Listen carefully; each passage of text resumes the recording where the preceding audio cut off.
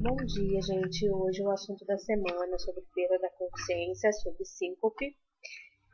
Hoje a nossa mini conferência. Sou a professora Isabela Soares Fontes Raque Mendonça, professora do de Carneiro. E vamos falar um pouquinho hoje então. Vocês provavelmente estudaram, né, todo o material, já fizeram algumas questões. Então vamos lá. O objetivo dessa apresentação, dessa mini conferência, é que vocês tenham ideia de um diagnóstico diferencial de perda da consciência, né? Quais são os diagnósticos diferenciais que a gente tem, principalmente na sala de emergência, o que a gente deve pensar diante de um paciente com perda da consciência. Vamos abordar um pouco as causas de síncope e o manejo clínico em cada uma dessas causas. Bom, vamos começar pela definição, né? O que seria a definição de síncope? Primeiramente, a gente tem que pensar, síncope e perda da consciência são sinônimos? Eu sei que muitos de vocês pensavam isso, né? Síncope é igual a perda da consciência, então se a pessoa desmaiou, ela teve uma síncope. Será? Né? Acredito que depois de vocês terem estudado, vocês já sabem essa resposta. Não, né? Síncope e perda da consciência não são sinônimos. Por quê? Qual é a definição de síncope? A síncope ela se dá por uma hipoperfusão cerebral transitória, né? Então, uma perda da consciência devido à hipoperfusão cerebral transitória, caracterizada por um início súbito. Você tem a perda do tônus postural, uma duração curta e uma recuperação completa e espontânea. Então, desta forma, a gente tem toda síncope tem perda da consciência, mas nem toda perda da consciência é uma causa de síncope. Então, a grande importância desse tema, né, por isso que a gente selecionou para a gente discutir um pouquinho, é sobre a investigação de perda da consciência. Por quê? O paciente chega na emergência com perda da consciência, não podemos imediatamente classificá-lo como síncope. Para a gente fazer esse diagnóstico diferencial, a grande importância que a gente tem que dar é a história clínica, principalmente a história do exame físico. A partir de história e exame físico, você já consegue pelo menos dividir se o paciente teve uma síncope ou teve uma perda da consciência por outra causa, que não seja síncope, certo?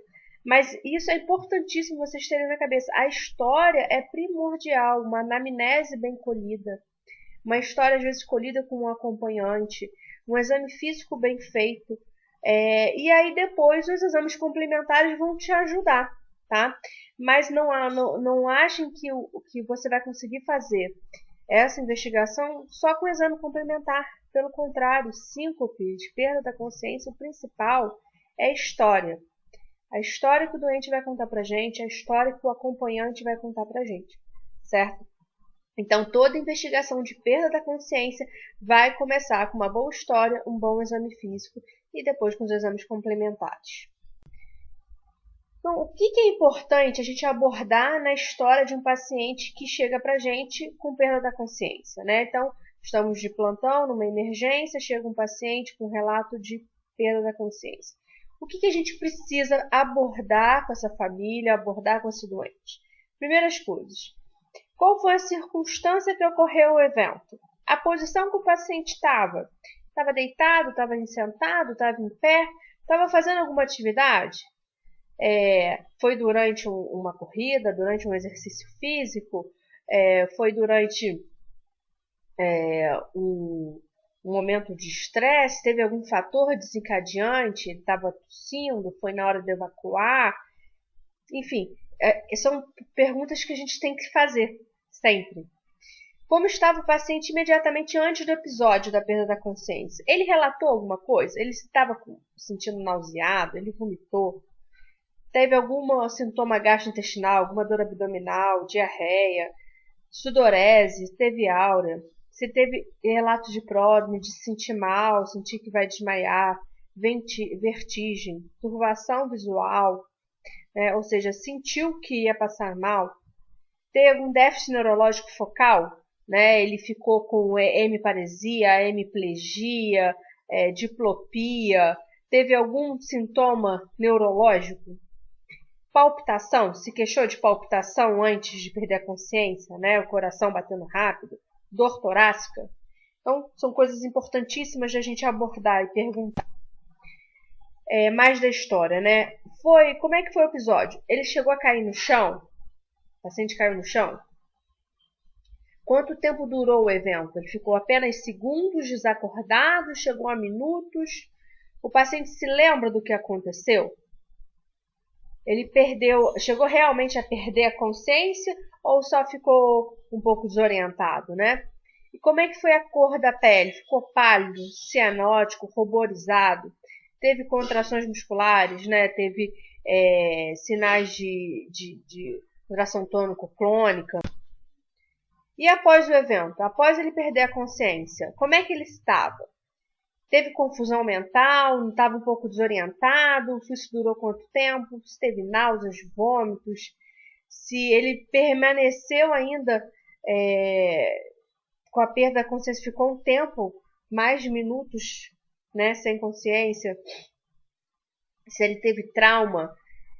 Ou seja, se ele, na hora que ele caiu, se ele se machucou a face, que isso demonstra que o paciente não teve reação, né? Todo mundo, um dia que se sentiu mal, acha que vai desmaiar, você se apoia, você senta, né?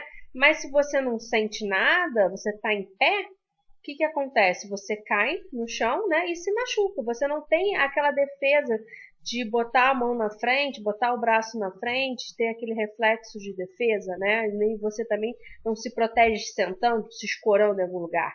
Então, quando você tem uma perda da consciência seguida de um trauma, né, a gente pensa em algumas causas diferentes, certo? Palpitação, né? Já falamos novamente. Ele, após o evento, ele permaneceu palpitando, permaneceu com dor torácica. Se teve liberação esfincteriana, né? Então, durante a perda da consciência, ele acordou, estava evacuado, ele urinou. Então, são coisas também importantíssimas a serem abordadas. Então, continuando na história, né? Outra coisa importantíssima é os antecedentes desse paciente, né? A idade. Só com a idade, saber se é um paciente jovem, se é um paciente meia-idade ou um paciente idoso, a gente já consegue pensar em causas diferentes para cada faixa etária, né? Então, a idade, a doença cardiovascular prévia é um doente que já tem um histórico de infarto, de isquemia, de insuficiência cardíaca.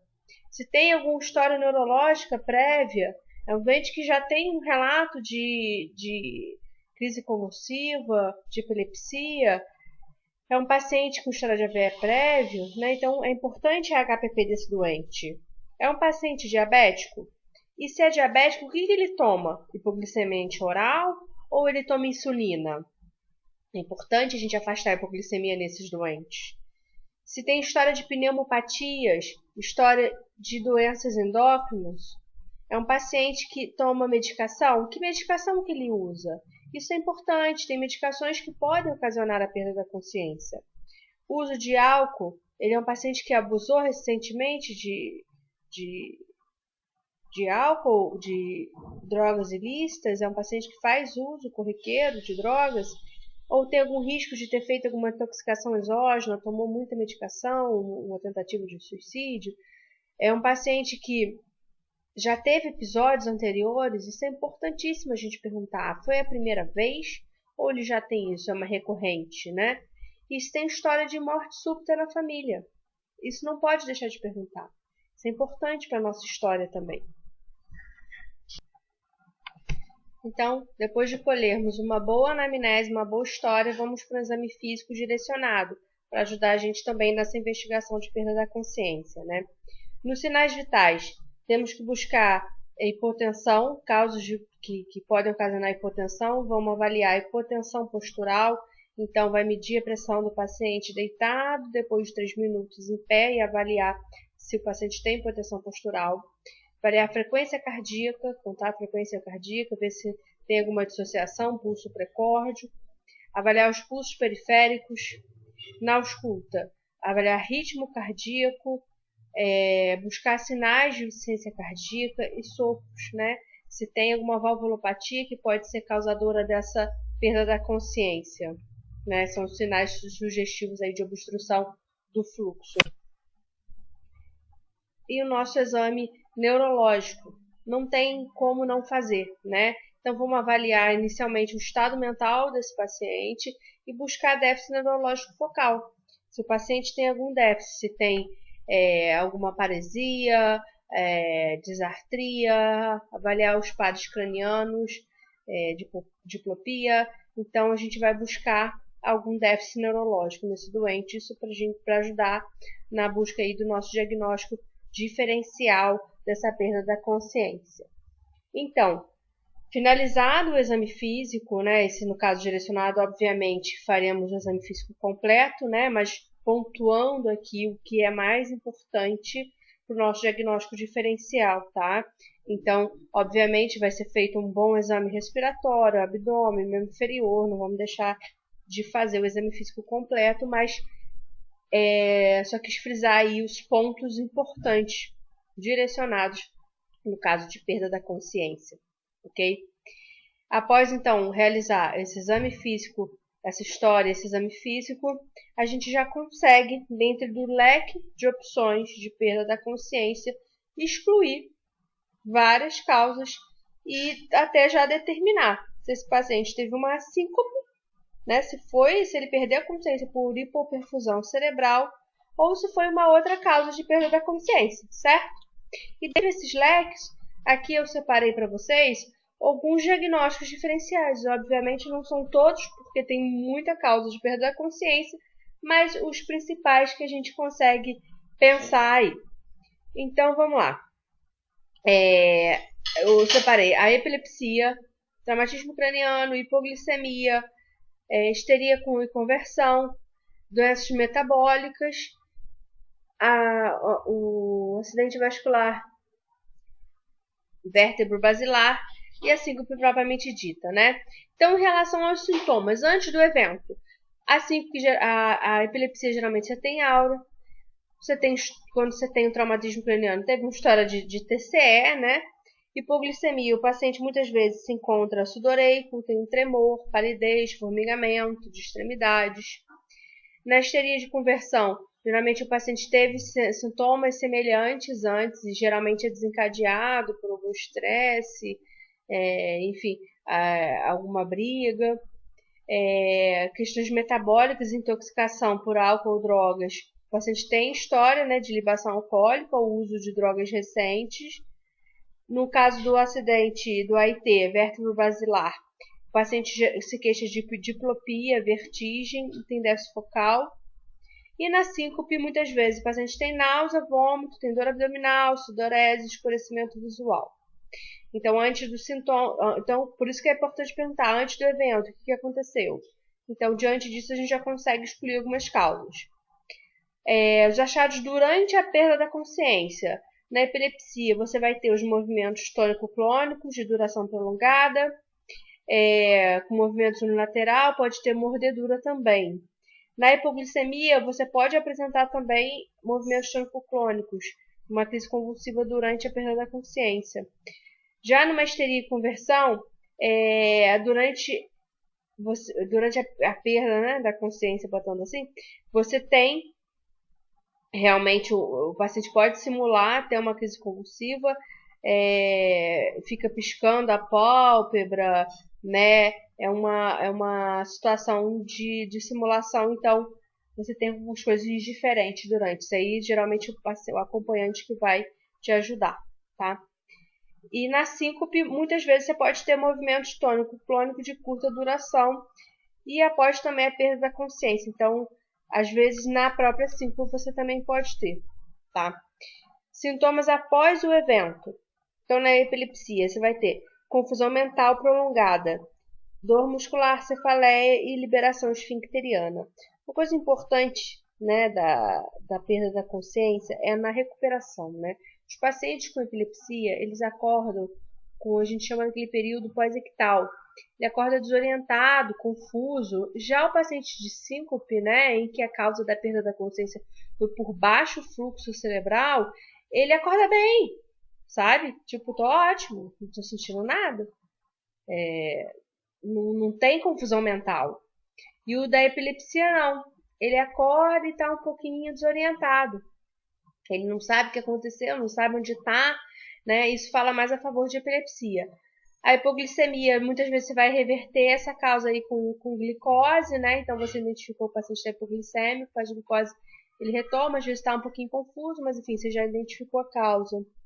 Na histeria de conversão, o paciente geralmente acorda bem, né? Ele acorda, viu, eu tive crise convulsiva, aconteceu de novo, né? E aí você acha estranho, né? Geralmente o paciente simula e quando ele acorda bem, mas já te dizendo o que aconteceu, coisa que não acontece realmente numa epilepsia. O cara acorda e está confuso, certo? Num AIT vértebro-basilar você vai ter déficit focal e na síncrope você vai acordar bem, né? Após o sintoma, após o evento, você vai acordar bem. Geralmente não relata nenhuma desorientação. No máximo, o doente pode permanecer com uma queixa que ele tinha anteriormente de palpitação, de dor torácica, né? Uma dispneia, mas em relação ao nível de consciência, ele não vai estar desorientado, certo? Então, por isso que a história é importante para a gente, porque todos esses dados que eu falei aqui, né, que eu citei, sintomas antes, durante e após, são coisas escolhidas na anamnese, né, coisas escolhidas na nossa história, certo? Então, a gente pode partir aí do nosso diagnóstico diferencial.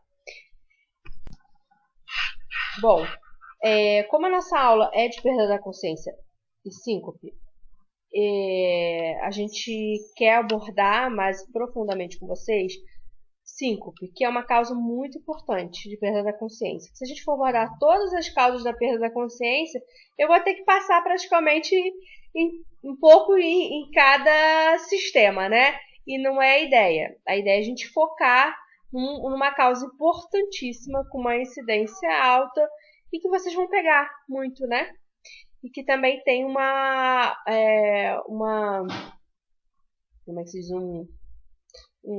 Um potencial de gravidade para alguns casos, né? Potencial aí de morte súbita. Então vamos lá. Vamos falar um pouco sobre síncope. Já definimos a síncope, então vamos pensar, por que síncope é importante? Ele tem uma incidência alta até, tem de 6,2 casos por 1.000 pacientes por ano, né? E é um prognóstico variável, como eu falei. A maioria dos pacientes com síncope vai ter um bom prognóstico, vai ser uma síncope benigna, né, como a gente fala, e vai ter aquele porcentagem da síncope maligna. Da síncope, que se você não identificar a causa, o paciente tem uma alta mortalidade aí em 6 meses, né? É um risco alto de morte súbita. Então, por isso que é um tema muito importante, tá? O primeiro episódio de síncope geralmente ocorre entre 10 e 30 anos. Geralmente a causa é uma síncope vasovagal, uma síncope neuromediada.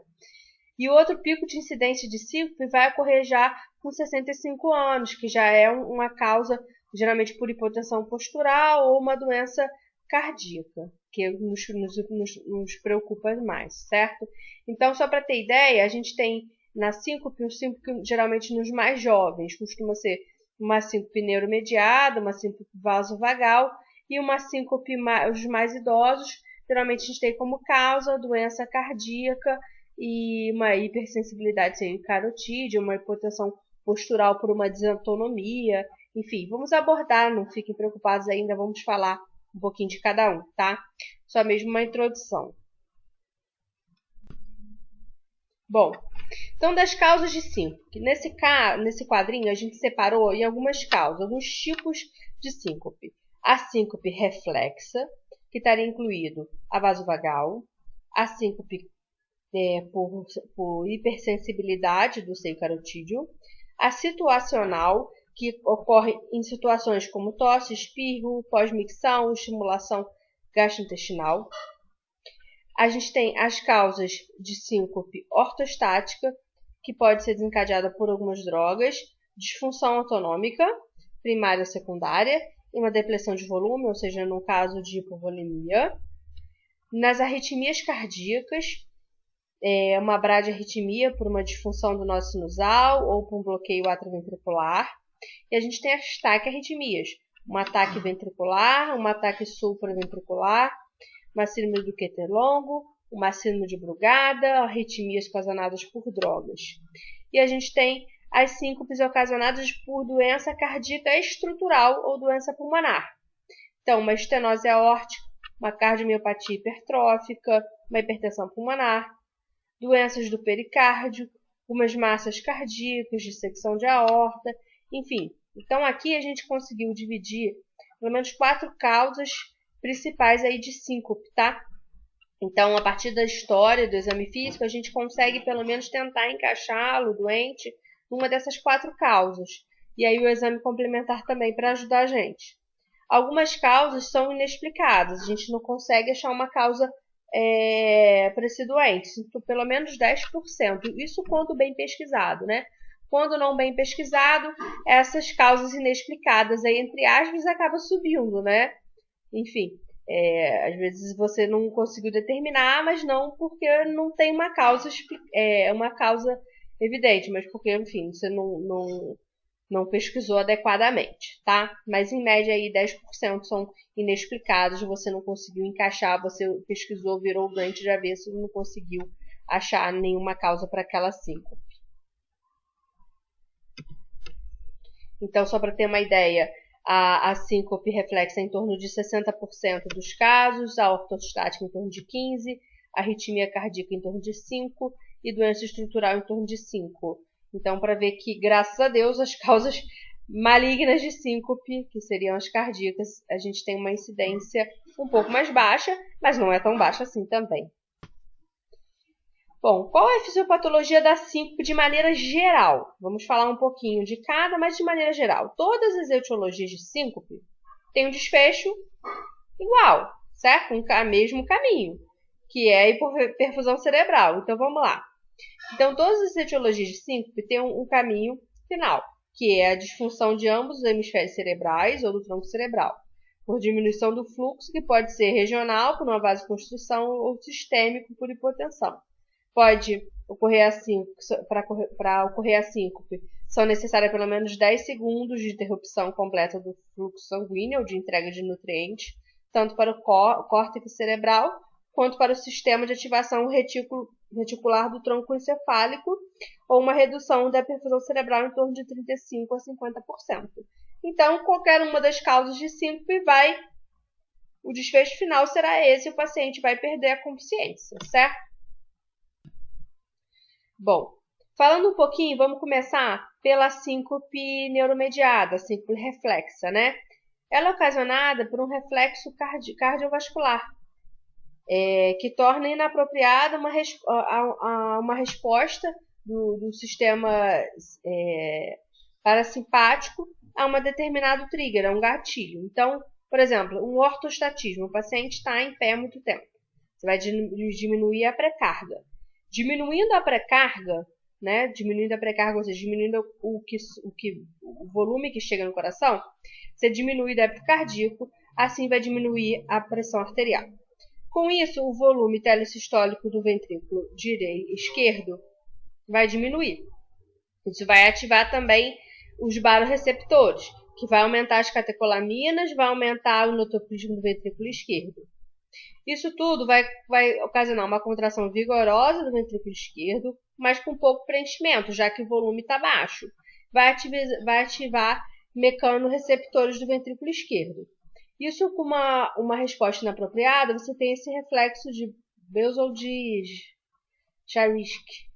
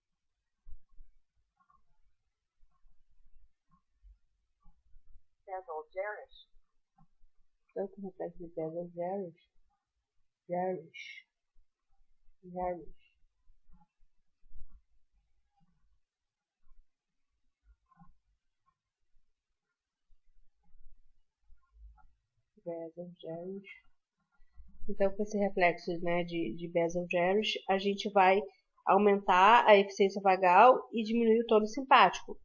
Por isso, você vai acabar tendo um componente cardioinibitório e vasopressor. Cardioinibitório, ou seja, diminuindo a frequência, e vasopressor, diminuindo a pressão arterial.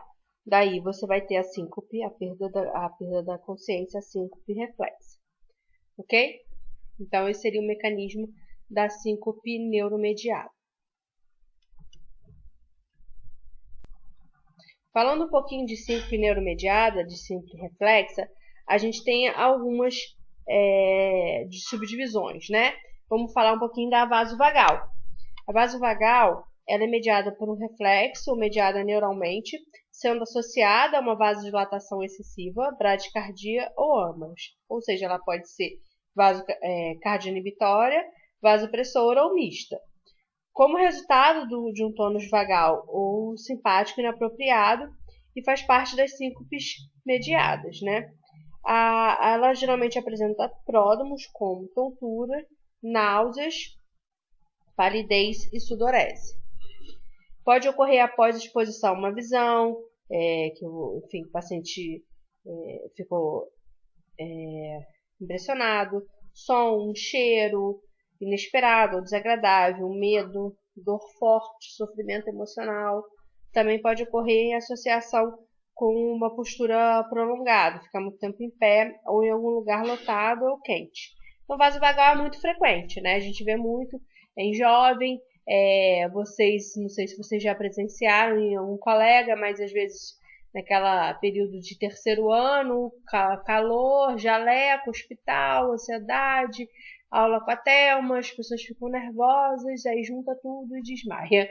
Eu já, na minha sala teve caso assim, ou então tá presenciando a primeira vez que entra no centro cirúrgico, ou assistindo uma biópsia de medula, o paciente se sente mal, o aluno, né, no caso, se sente mal e acaba desmaiando, certo? Então, vasovagal é uma causa bem comum, justamente aí em jovens. A situacional vai ocorrer durante ou imediatamente após tosse, micção, defecação ou deglutição. Então, vai estar sempre relacionada a uma situação, né? Hipersensibilidade do seio carotídeo vai ser mais comum em homens e idosos, que é caracterizada por uma bradicardia ou hipotensão, pode até ser ambos, tá? Do mesmo jeito pode ser vasopressora ou cardioinibitória. O corpo carotídeo, lembrando que ele é localizado na bifurcação da carótida, ele vai conter receptores que são sensíveis à pressão. Então, a estimulação de um corpo carotídeo anormalmente sensível por uma pressão externa pode levar a essas respostas autonômicas, tá? A resposta vagal normal seria mais comum, nesses casos, seria uma bradicardia, que pode chegar a uma sistolia de até 3 segundos, ou uma hipotensão, uma queda de 50 milímetros de mercúrio na pressão, tá? E temos também a síncope atípica, que aí o paciente não tem um trigger aparente, ok? Então, a gente tem pelo menos 4 tipos aí de síncope neuromediada, sendo a mais comum a vasovagal. Tá? Nós temos a vasovagal, situacional e a hipersensibilidade do seio carotídeo. Lembrando que a vasovagal é muito comum nos jovens, e a hipersensibilidade do seio carotídeo começa a ser mais comum nos idosos. Bom, a síncope por hipotensão ou intolerância ortostática vai ocorrer quando uma atividade do sistema nervoso autonômico está cronicamente deteriorada e ele vai poder se manifestar por uma hipotensão postural. Lembrando como é que a gente pesquisa a hipotensão postural, né? O paciente vai estar deitado, a gente vai aferir a pressão arterial dele e depois ele em pé, depois de 3 minutos. Se ele tiver uma queda da pressão arterial sistêmica maior que 20 milímetros por mercúrio, ou da pressão arterial diastólica maior que 10, após se levantar. Então, se abaixa 20 na pressão sistólica ou se abaixa 10 na pressão diastólica, a gente considera como uma hipotensão postural. E tem também os casos de desautonomia, que é uma perda do tônus vascular. Geralmente é ocasionada por diabetes, então paciente que tem há muitos anos diabetes, né, já tiveram aula, vocês já viram sobre isso. Doenças de Parkinson também você pode ter desautonomia em doenças mais raras, como por exemplo a amiloidose, que afeta também o sistema nervoso, tá? Também pode ter a desautonomia como causa.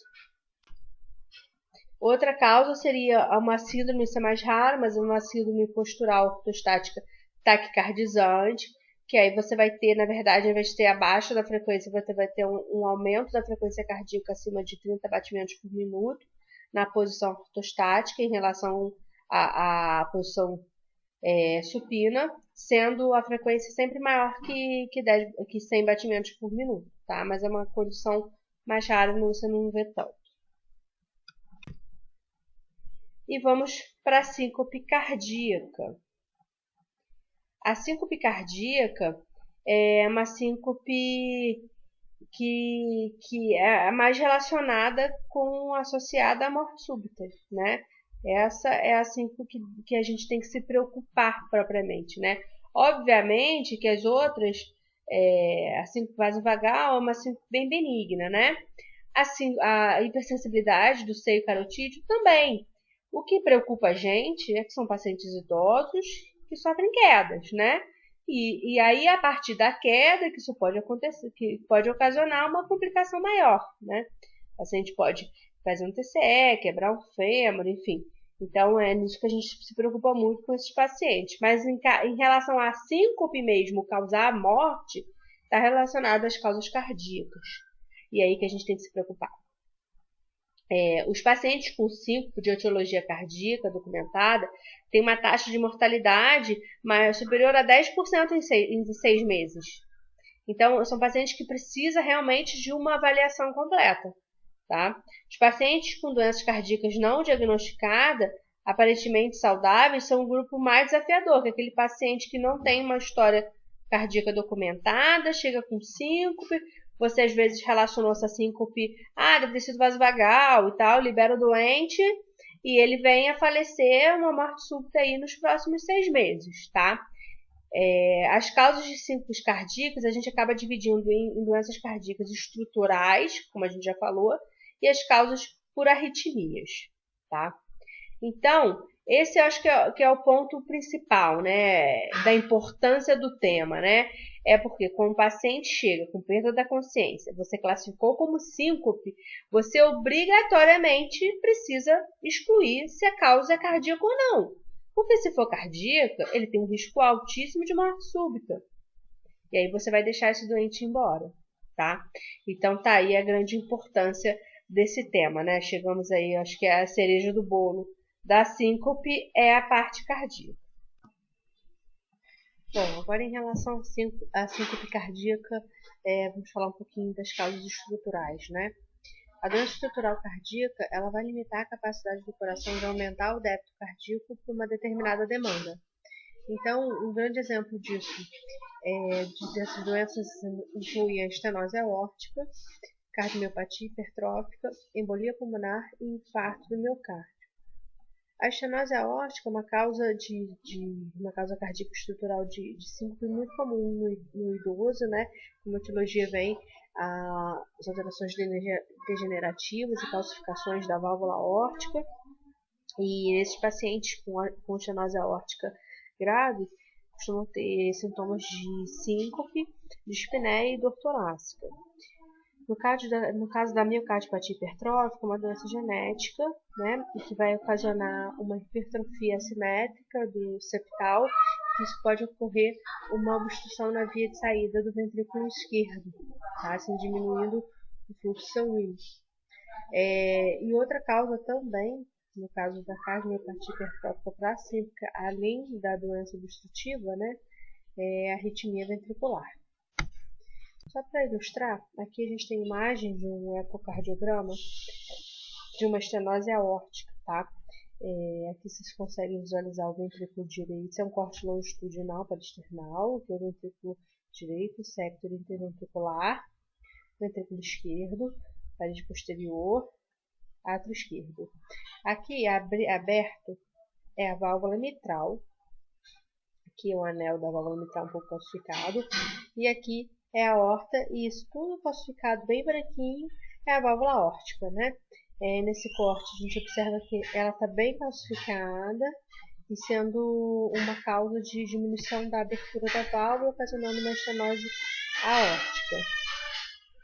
Isso é apenas mais para ilustrar, né? Então vocês veem que nesse caso dessa obstrução, todo o sangue ele não vai passar adequadamente, né? Resultando num baixo fluxo, principalmente quando o paciente depende de uma demanda maior, no caso, por exemplo, de uma atividade, esses pacientes acabam evoluindo com baixo fluxo cerebral e síncope.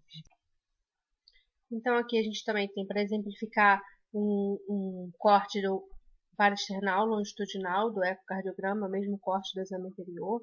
E a gente observa nessa seta grossa o aumento da espessura do septo interventricular, tá? Ocasionando uma obstrução na via de saída do ventrículo esquerdo.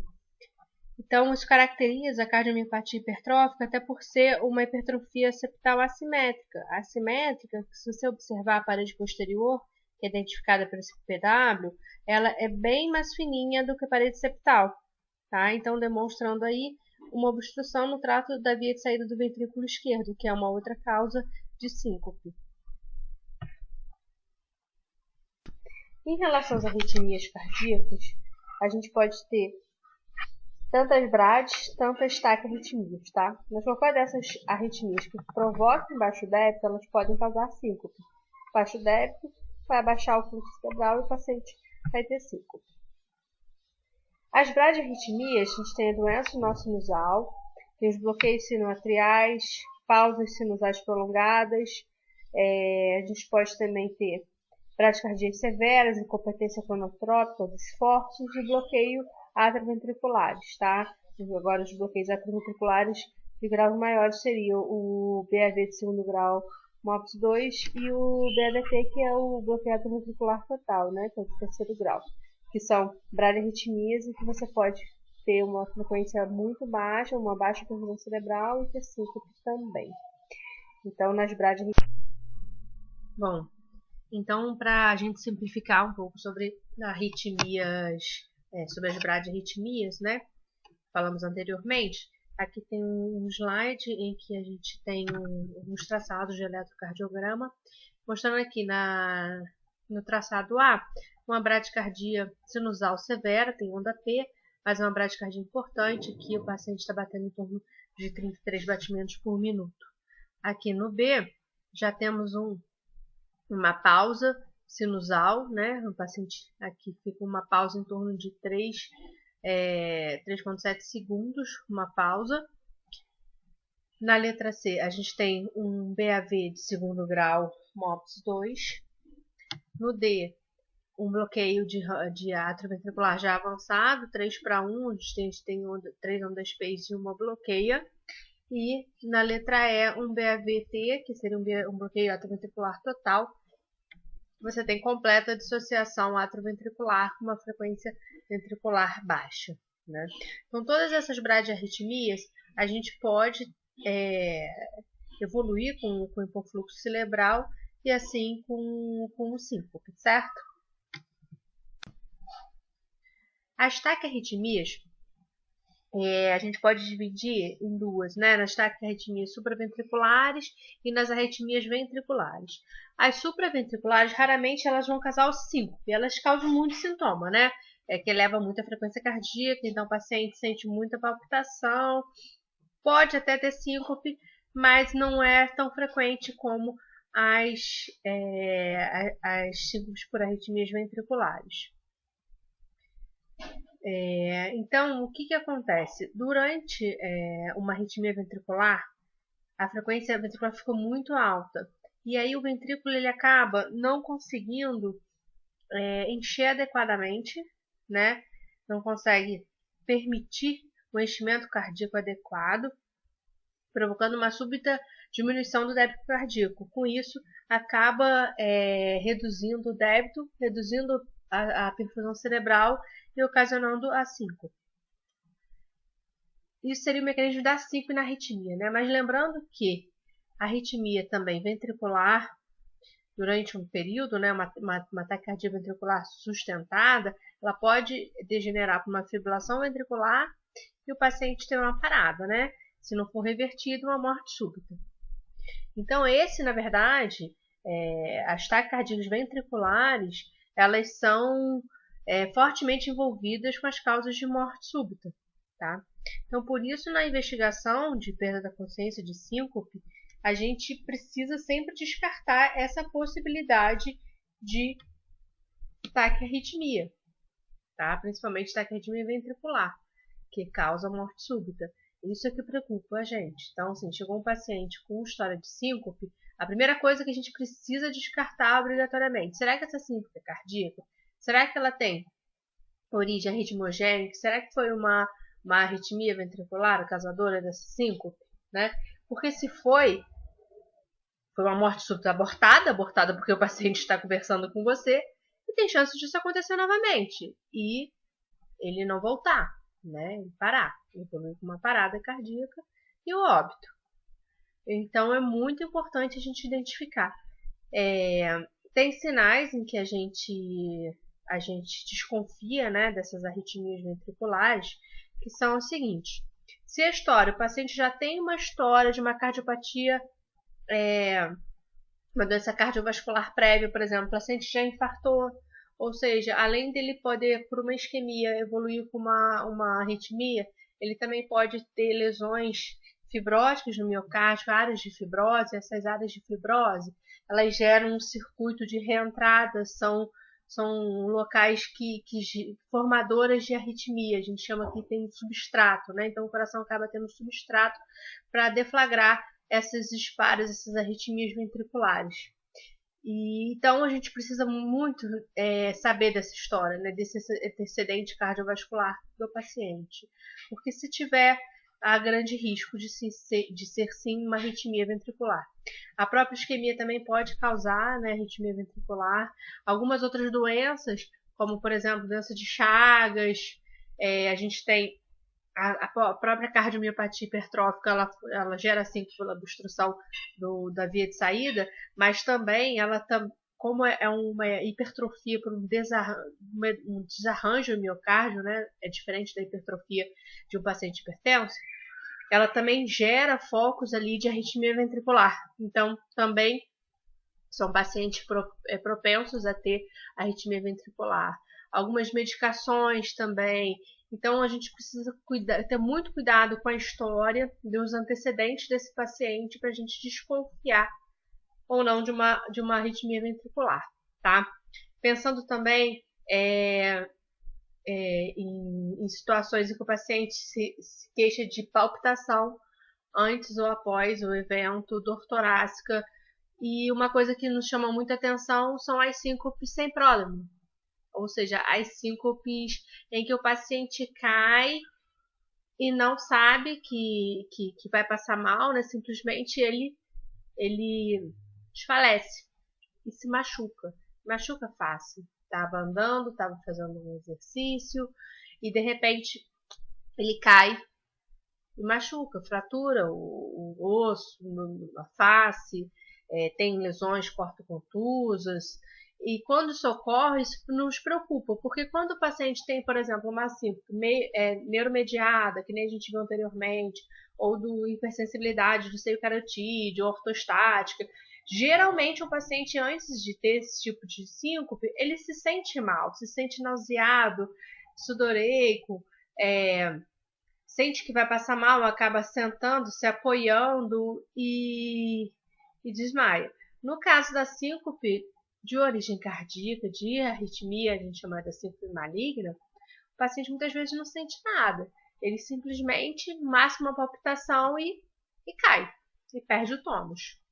Tá? Perdendo o tônus, ele não, como ele não sabe que vai cair, não tem como se proteger e acaba se machucando. Então, uma coisa que tem que chamar sempre a nossa atenção é naquele paciente que tem uma síncope seguida de um trauma.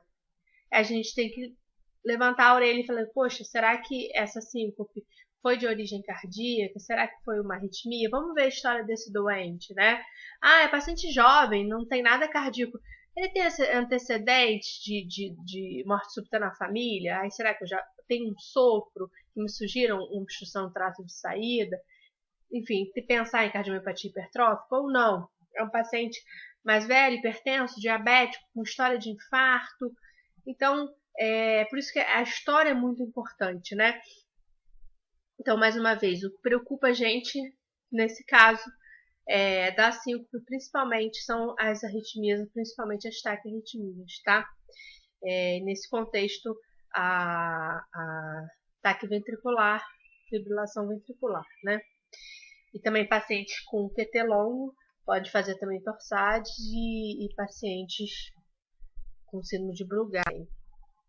Só para a gente ilustrar, já que a gente falou de bradiarritmia, aqui é um paciente que vinha com ritmo, de repente ele faz uma arritmia, uma taquicardia ventricular. Você vê que a frequência ventricular é bem elevada, o QRS é bem alargado, né? Isso acaba caracterizando aí a TV, tá? Como eu falei, que muitas vezes ela pode reverter sozinha, é morte súbita abortada, ou às vezes o paciente degenera para fibrilação e vai a óbito, ou às vezes a gente identifica isso e reverte, faz uma cardioversão elétrica. Bom, então, só para a gente concluir, né, e resumir tudo que já foi dito, na síncope, na emergência, o que a gente precisa? De uma boa história e um bom exame físico. Solicitar eletro. Eletro acaba sendo um exame fundamental na síncope, tá? Dentre os exames que você pode solicitar, gama de exames, o eletro acaba sendo fundamental para você, pelo menos, descartar algumas coisas. Com o eletro, você já consegue avaliar se ele tem alguma alteração de ritmo, de frequência, bloqueios, alterações de isquemia aguda, de isquemia crônica. Então, você consegue documentar o que está normal, né? Mas você precisa de um eletro aí para documentar essa síncope do doente. Definir se é síncope mesmo ou se foi alguma outra causa de perda da consciência, isso você tem que fazer na emergência. Definir o que é síncope, avaliar o risco desse doente. Daí você vai pensar, qual o tipo de síncope que ele teve, qual foi a causa, e daí avaliar o risco. Por que é importante? Porque o risco dele vai definir se o tratamento vai ser feito a nível ambulatorial ou se ele vai precisar internar para investigar, tá? Ou seja, é um paciente jovem que tem sempre síncope, que não fica em pé há muito tempo, com pródromo, lugar quente, depois de se expor a sangue, alguma situação, sempre tem essa história de síncope, é um paciente de baixo risco, vai fazer o tratamento em casa. Mas não, é um paciente que já tem uma história de doença coronariana, ou foi uma síncope com trauma, em que ele sentiu palpitação, alguma coisa que faça a gente pensar de um risco maior de morte súbita, esse paciente vai ficar internado e a gente vai fazer essa investigação dele a nível hospitalar. Então, como é que a gente tem algumas classificações de risco que alguns autores propõem, eu acabei juntando um pouquinho de cada uma delas. Então, só nesse quadro, a gente divide em alto e baixo risco. Quando é médio, ou seja, você não chega a ser alto, não chega a ser baixo, é melhor internar e depois ver, né? Você está emergencista ali, interna. No dia seguinte, o especialista vai avaliar, se ele achar que não é necessário, ele vai dar alta. Mas na dúvida, interna. Então vamos lá. Em relação à história, o que é um paciente de alto risco? É aquele que tem história de palpitação, de dor precordial, de dispneia, que foi durante o exercício ou foi deitado. Quando não tem pródromo, se ele tem uma cardiopatia prévia, uma fração de ejeção reduzida, se ele tem mais que 65 anos, se ele tem história familiar de morte súbita. Em relação ao exame físico, aquele paciente que está hipotenso, tem um sopro sem um diagnóstico prévio, uma frequência cardíaca baixa e ele não é atleta, tem um sinal de sangramento digestivo. O eletro, como eu falei, é fundamental, né? Então, se o eletro tem um BRE ou um BRD com QRS muito alargado, se tem uma onda Q patológica, que me traduz área de fibroses, que é um substrato para arritmia, ao passo que também me traduz uma história de um infarto anterior, né? Infarto antigo, né? HVE no eletro, ou algum padrão que me sugira cardiomiopatia hipertrófica, né? Síndrome de Brugada, a gente tem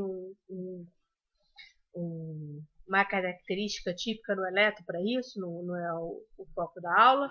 Se a frequência está muito baixa, se tem um BAV de terceiro grau ou de segundo MOPS 2, se tem sinais de isquemia aguda, se tem uma pausa sinusal maior que 3 segundos, se tem alguma TV não sustentada ou você pega por acaso durante o exame está tendo uma TV, mas isso, enfim, isso não é comum. Uma disfunção do marca-passo ou um QT longo maior que 460 milissegundos.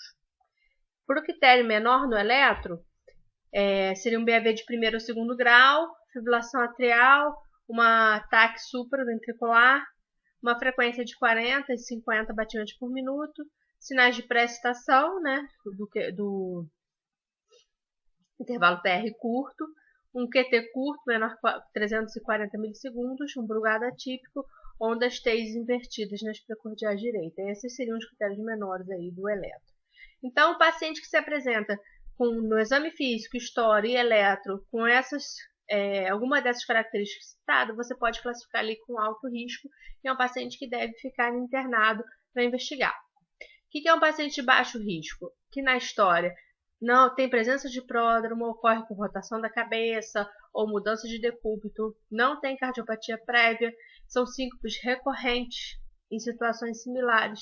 O exame físico é normal, ou no máximo às vezes você encontra uma hipotensão postural, uma coisa em que você defina que a causa, vamos supor, a medicação, você consiga resolver, não precisa internar. E o eletro normal, eletrocardiograma normal. Esse doente você pode mandar para casa tranquilamente com orientação, certo? Ficou na dúvida, tem um pouquinho dali, não fecha para alto, não fecha para baixo, podemos dizer intermediário, como eu falei, na dúvida interna. E o especialista vai ver, você vai pedir um parecer para o cardiologista, ele vai avaliar e daí vai definir se esse paciente vai ou não permanecer internado. Tá? Mas na dúvida é melhor internado que correr o risco do doente ir para casa e ter uma morte súbita em casa. Em relação aos exames, então vamos internar esse doente ou, enfim, ambulatorial. Como é que eu vou investigar um doente com síncope depois de já ter feito uma excelente história, já ter feito o eletro só não me resolveu, eu preciso de mais exames para definir realmente qual que é a etiologia dessa síncope. Então o eletro deve ser feito lá em praticamente todos os pacientes com síncope. Testes de esforço, cintilografia miocárdica e coronariografia, né?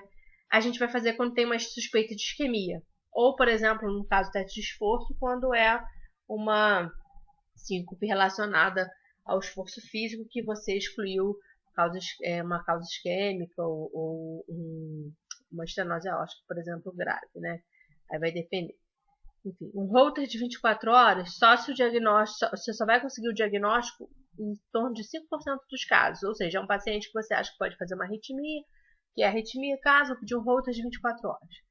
Esse Holter, ele vai conseguir te ajudar? 5% dos casos. Os outros 95% não. Por isso que hoje em dia você tem outras formas de monitorização, tá? Só para vocês saberem, a gente pode colocar como se fosse um monitor de evento, tem uns que fica meses, uns que fica 30 dias a meses implantado, e aí você consegue realmente ver como é que é o ritmo desse doente, como é que é a frequência desse doente nesse período, tá? Que rotas de 24 horas, muitas vezes, a maioria das vezes você acaba não pegando essas arritmias. Ecocardiograma. Você vai pedir quando você tem uma suspeita de doença estrutural. A massagem do seio carotídeo, você vai fazer quando você acha que é uma síncope neuromediada por hipersensibilidade do seio carotídeo. Fazer sempre em pacientes acima de 40 anos, um lado de cada vez e sob monitorização eletrocardiográfica e da pressão arterial, tá? E vai, lógico, fazer um exame antes da carótida, vai auscultar, ver se não tem sopro, se o paciente não tem história de AVE prévio, isso tudo. Se tiver, você vai fazer ou não vai fazer, ou vai fazer com cuidado, certo? Tilt test. O tilt test você faz quando você achar, né, que é necessário para as neuromediadas, no caso de hipotensão postural e na desautonomia. E o estudo eletrofisiológico, uma suspeita de uma arritmia, em que pode ser tanto o exame pode te dar o diagnóstico, como muitas vezes pode até, inclusive, ser tratamento fazendo às vezes a ablação ali do foco arritmogênico, tá? Mas enfim, é só um apanhado geral dos exames que você tem para investigação nos casos de síncope, aqui principalmente. Agora, em relação a TC de crânio e Doppler de carótides vertebrais, não falei nada disso, né? Não devem ser pedidos de rotina, tá, gente? Não é para pedir de rotina. A TC de crânio não é para pedir de rotina, a não ser que você ache que a perda da consciência não é uma causa de síncope, porque como a gente já viu, síncope é por baixo fluxo cerebral, ou seja, se ele teve uma perda da consciência por um trauma e tal, não foi síncope, então a gente precisaria da TC, mas a caso de síncope mesmo não tem que pedir TC de crânio não, tá bom? Vai pedir quando está associada. O paciente teve uma síncope e quebrou a face. Enfim, aí você vai pedir por esse outro motivo. Não pela síncope em si. E Doppler de carótides vertebrais, você não vai pedir porque ele não vai avaliar, ele não é causa, a obstrução carotídea não é causa de hipofluxo cerebral global, tá? Não é causa de, ele não vai. Para você ter isso, você teria que ter obstrução das duas carótides, 100% das duas carótides, o que não ocorre. Se vocês lembrarem, a circulação carotídea, ela também é feita pela parte, tem a carótida direita, esquerda, né? E você também tem as vertebrais, tem o polígono de Willis. Então, assim, você não tem um baixo fluxo global, não vai dar síncope, tá? Você vai ter déficit neurológico, um AIT, um AVE, se tiver uma obstrução unilateral de carótida. Você só vai fazer Doppler de carótide quando a perda da consciência não foi uma síncope, foi um outro motivo, foi um AIT, enfim, e aí você quer investigar. Ou, por exemplo, é um paciente idoso, você quer ver se ele também tem, se está desconfiando de uma hipersensibilidade do seio carotídeo, se auscultou uns sopros, enfim, mas não pela investigação de síncope propriamente dita, tá bom? Então, lembrar que na investigação de síncope, a TC de crânio e o Doppler de carótides vertebrais não entra como exame para diagnóstico, para investigação, tá bom? Bom, só para citar um pouquinho sobre o tratamento de síncope, eu separei dentre as causas mais comuns, só para a gente abordar, mas sendo bem sucinto, tá? No caso das síncopes de origem neuromediada, né, as reflexos, o principal tratamento são medidas comportamentais, né, não são medicações. E nessas medidas comportamentais, a gente inclui a ingesta hídrica de pelo menos 2 litros de água por dia, aumento do sódio na dieta, se não for contraindicado, usar meia elástica de média compressão, se for ficar muito tempo exposto, em pé, em posição ortostática, no trabalho, dependendo de qual for o trabalho de cada pessoa. Evitar ficar muito tempo em locais com calor excessivo, evitar desidratação. nas mudanças de decúbito, não ser muito rápido, orientar, sentar antes de levantar, estresse exagerados. Em casos de sintomas, realizar manobras de contração muscular, agachar, flexionar a panturrilha, deitar e levar a perna. Então, são medidas comportamentais. E principalmente evitar o trigger, né? Evitar o teu gatilho. Se você sente mal toda vez que fica muito tempo aglomerado, então evitar essas situações, evitar situações em que você se sinta mal exposto a sangue, enfim. Então você evitar essas situações para não ter esses episódios recorrentes, tá? Então seriam medidas comportamentais. No caso de falha nessas medidas gerais, você tem até algumas medicações que fazem aumentar um pouco a pressão, enfim, que é a fluocortisona, a midodrina, alguns casos os de beta-bloqueador, no caso das associadas às taquicardias, ou em alguns casos você usa inibidores de recaptação de serotonina, mas são casos bem, como é que se diz, é bem comum você precisar usar a medicação, né? Geralmente com as medidas comportamentais você já consegue sanar os sintomas ou diminuir bastante os episódios, né? Mas tem que orientar. Acho que o principal nessas situações é primeiro tranquilizar o paciente, falar, você não vai morrer disso, então fica tranquilo, que assusta muito, né? Desmaiar assusta muitas pessoas, a família, a mãe, né? Chega desesperada, minha filha desmaiou e tal. Acalmar, orientar, dizer que é uma coisa benigna, explicar e fazer essas medidas comportamentais, que aí você vai conseguir evitar bastante coisa e o paciente também fica mais tranquilo, não acha que vai morrer, tá?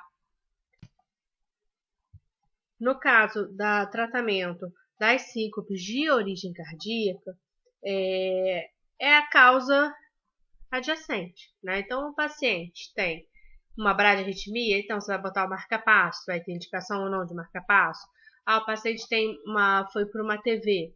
Será que foi por isquemia? Vou tratar a isquemia ou não? Foi por um foco, tem como fazer ablação ou não? Vou fazer uma profilaxia secundária com CDI, que é o cardiodesfibrilador implantável. Então, enfim, vai depender da causa, né? Estenose aórtica, eu vou trocar a válvula, cardiomiopatia hipertrófica, foi por obstrução, fazer alcoolização, enfim.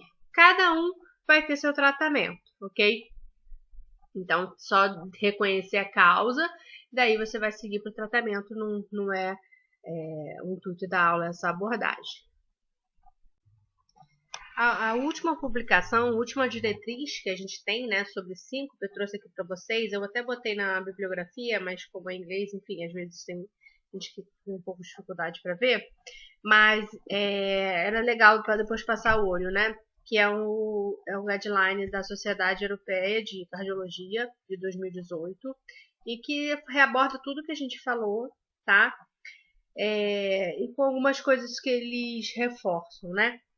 É interessante, né, nesse guideline vocês observarem que além da Sociedade de Cardiologia, óbvio, né, mas tem outras sociedades também ajudaram a compor esse guideline, né? Sociedade de Emergência Médica, de Medicina Interna, de Geriatria, de Neurologia. Então, para você ver que é um tema que tem uma abordagem realmente multidisciplinar, uma abordagem de vários sistemas, né? Que ajudam, que agregam, né?